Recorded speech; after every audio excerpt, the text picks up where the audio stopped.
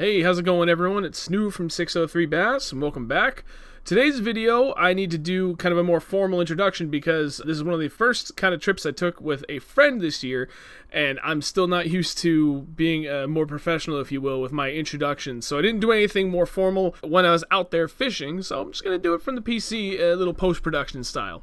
My buddy and I went up and fished Newfound Lake a couple of weeks ago in the hopes that we were going to fish a really strong pre-spawn pattern, and we hammered them. Stick around to the end of the video. I'll break down more, specifically what it was that we did that worked so well for us, where we were targeting them, what we were targeting them with, and what worked so well and just made our day really, really awesome.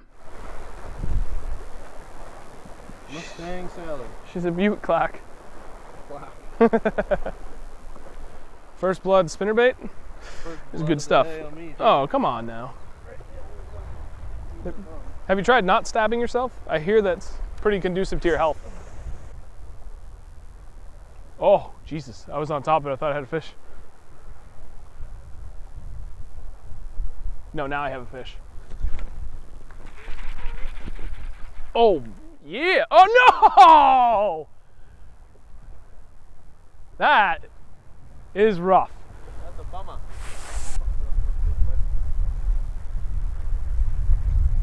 Oh, yes, sir. Dude, that was undeniably a fish. He thumped it. Yeah, buddy.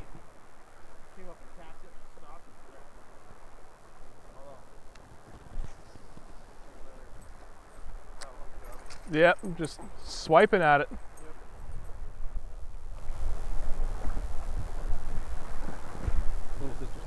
Yeah, still a good fish though.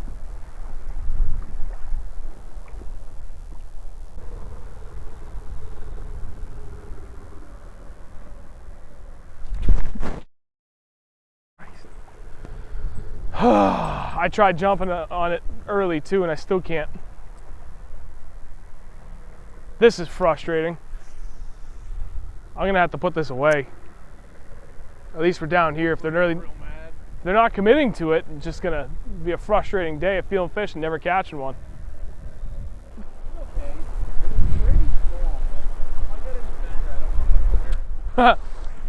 Oh,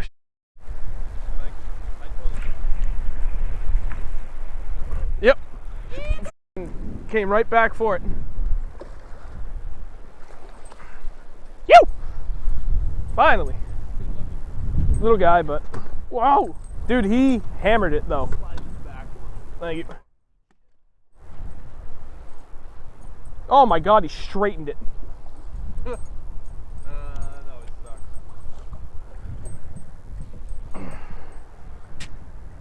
That also sucks.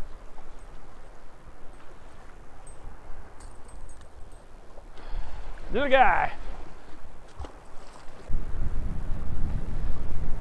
Oh, whoa! Did you see that? No. That was a big smallmouth. He followed my jig the whole way back to the boat.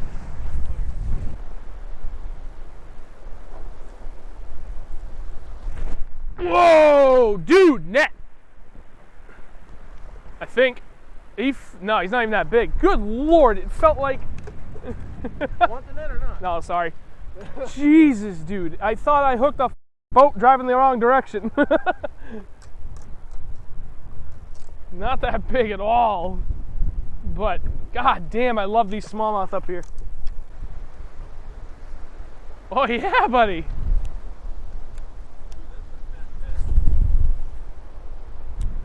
Yeah, it is. Damn, how tight to shore was he? Bring him up. Boulder right over there.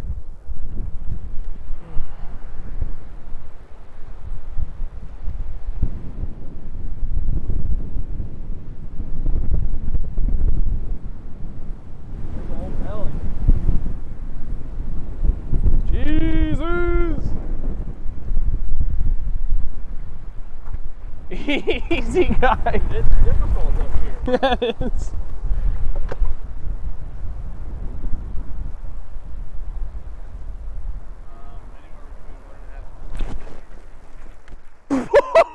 Oh my God! Look at that chunk. 20-pound fluoro. There's no give. Yeah, dude. Oh! See? Dude. He hammered that. I thought I hit a rock again. That was like a truly, it just stopped. He didn't run.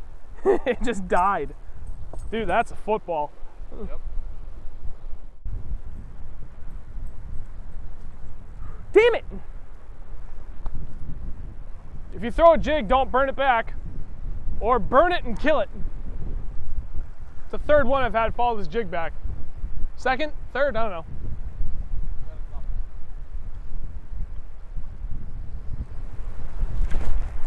Dude! Yep. Yep. Unless I'm mistaken, that looks like a big fish. Woo! Nice. Yeah, look at, he's got a huge cull tag hole. So by this point, we finally started getting into some fish, and we felt like we were starting to develop a pattern of what we were doing here, and the moving bait bite was really starting to pick up speed. Because the wind was so bad and the lake was so choppy, it was nearly impossible to fight it with my trolling motor, so we just kept letting the wind blow us down this bank, and I was using the trolling motor to do nothing but basically just guide us, but not actually propel us forward. The wind was doing that just fine on its own.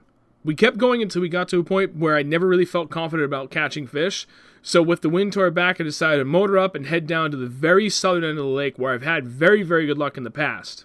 Now, I had it in my mind that I was going to go down there and keep chucking and winding that spinnerbait, but also start working a jerkbait, because 2 years ago, in this same exact spot, I caught my personal best smallmouth at 5 pounds even on a jerkbait down in this area in nearly identical conditions.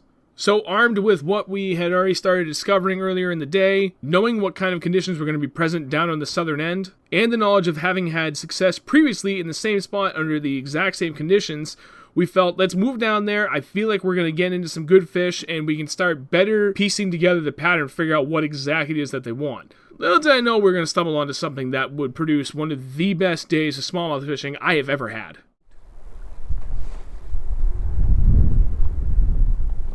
Got one.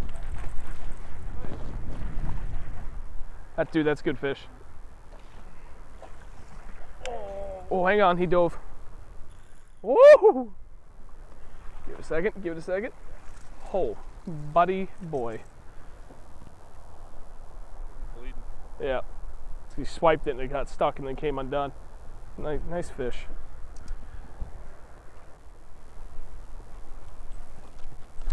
Dude. He's coming right at you. He's not that big. Dude, he hit it though, right from the side. Number 8. Dude, another, like, I don't know, pound and a half? Yeah. But, man, they're still favorite place in the entire state for catching smallmouth, dude. They fight better than anywhere else. Good one? Yeah. Want the net? Nah, that's alright. Okay. What? Oh my god, I should have asked. I'll give you yours too. Damn right you will. It's a nice fish. I was ripping that.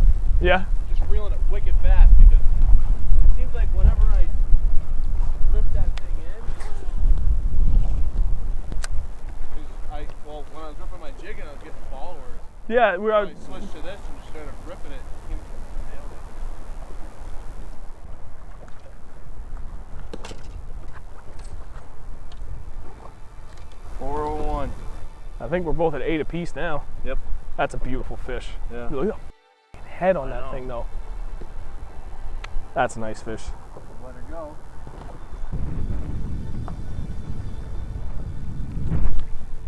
Oh, dude. Oh, wow.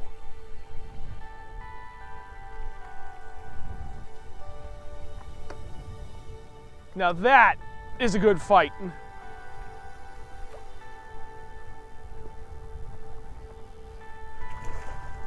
Yep. Oh! Why am I flipping that? Another good one. Is that 9? 9, 8 and 9?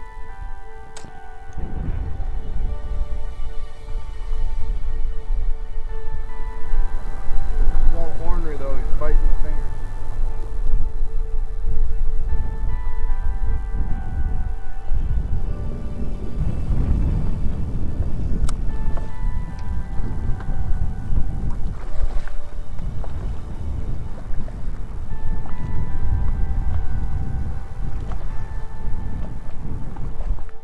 Oh boy. I wasn't even looking at him. I don't think so. Dude, you weren't kidding. You gotta burn this thing. Yeah. And I'm using a 6.3, so I'm like, dude, look at, he inhaled that. Inhaled it. Seriously. Choking the swim bait. So there was no drop on that, just nailed it, right? No, I did let it fall and then I started burning it. Oh. So Yeah, just like a 5. just on the initial cast, on the drop, I let it try and fall about halfway down, then I'm burning it. Whoops. Plus it gives me a chance to cast more. Whoa! That's what you were trying to show off. A little short, I'd put him 2.5 to 2 3/4. That's your theory? Yeah, bring him up first, show the crowd. And I'm gonna say 2.5 to 2 3/4. 215. That's a 3-pounder. No close. Gonna step on my jiggy.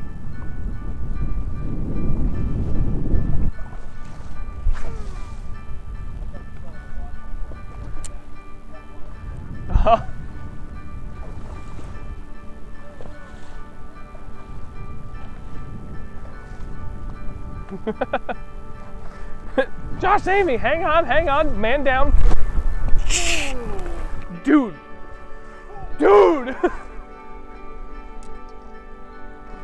Oh my God. Please, for the love of all things holy, get in the net. What? Dude. That's a tank. Holy I don't know if I've ever seen a mouth that big on a friggin' dude. That is the biggest smallmouth I've ever caught. That's over 5. There's no way that's not over 5. That's all right. Dude, look at this smallmouth.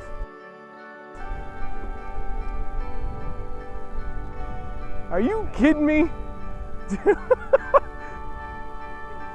That thing's a monster. I pulled this thing apart so quickly that I cut No, 412, I don't buy it. it.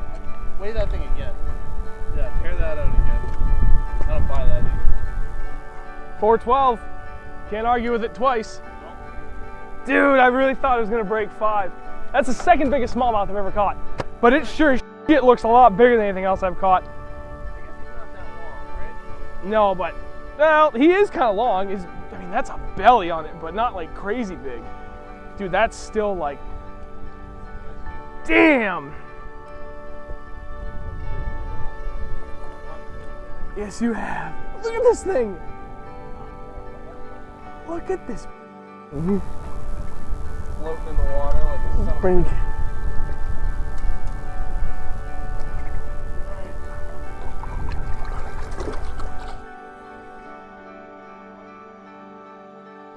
Wow. You saw the hook set on that, right? Guys. Saw it. I freaking heard it. Not many fish I've caught in my life, but when I've set the hook like that, there is no give. That was on swim. Welcome. Burning it. You're yes. Thank you, dude. I was hammering down on that too. I will take.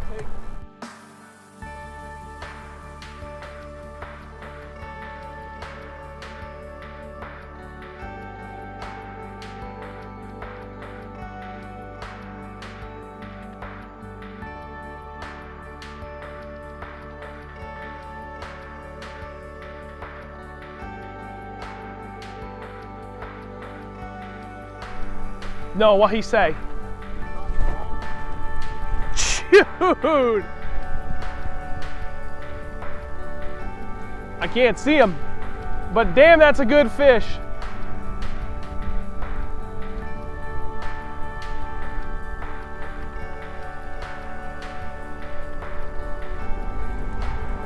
We're good.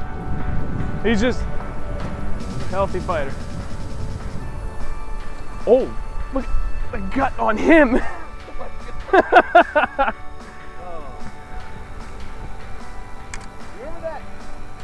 We have been catching these things all friggin' day.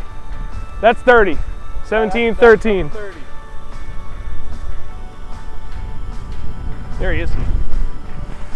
That took a little while to get another one, but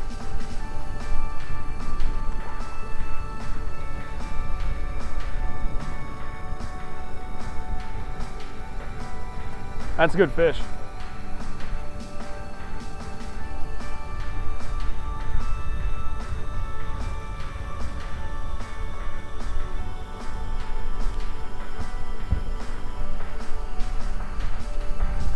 Dude, is that another 4? I think that's the heaviest one. No way. I don't know. Maybe I just didn't like lever enough. That's a 4. Oh, man.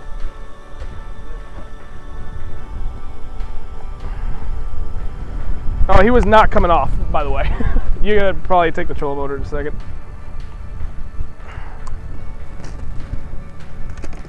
Dude. Another one. That. Jesus. 4 1/4? That's my guess. 409. Dude. Like. This is probably the best decision I've made in a long time. Come out here. So by this point, you've probably figured out what it was that telltale sign that told us what to do for the day. And that was having fish coming up and chasing down my jig as I was retrieving it.